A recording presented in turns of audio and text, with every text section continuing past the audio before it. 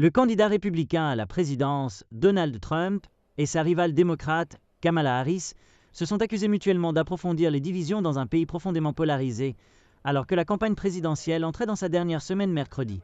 L'ancien président républicain portait un gilet fluorescent orange et est monté dans le siège passager d'un camion poubelle à Green Bay, Wisconsin, pour attirer l'attention sur un commentaire fait mardi par le président démocrate Joe Biden, qu'il a déclaré révéler le mépris que les dirigeants démocrates ressentent envers les partisans de l'ancien président Trump.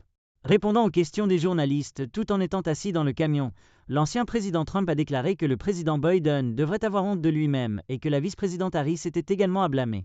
Les partisans de Trump ne sont pas des déchets, a déclaré l'ancien président.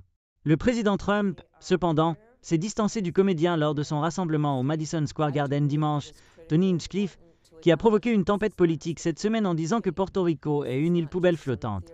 « Je ne sais pas qui il est, je ne sais rien de lui », a déclaré l'ancien président Trump, ajoutant que « J'aime Porto Rico et Porto Rico même ».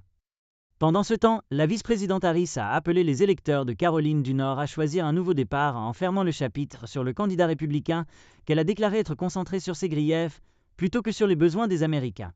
S'il est élu, le premier jour, Donald Trump entrera dans ce bureau avec une liste d'ennemis. « Quand je serai élu, j'entrerai avec une liste de tâches », a-t-elle déclaré.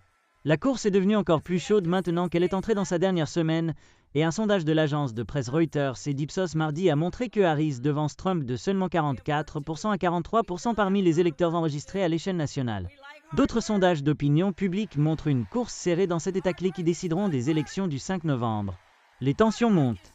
Les travailleurs électoraux dans les États compétitifs se préparent à la violence et les autorités en Floride ont arrêté un homme qui a menacé des électeurs avec un machette.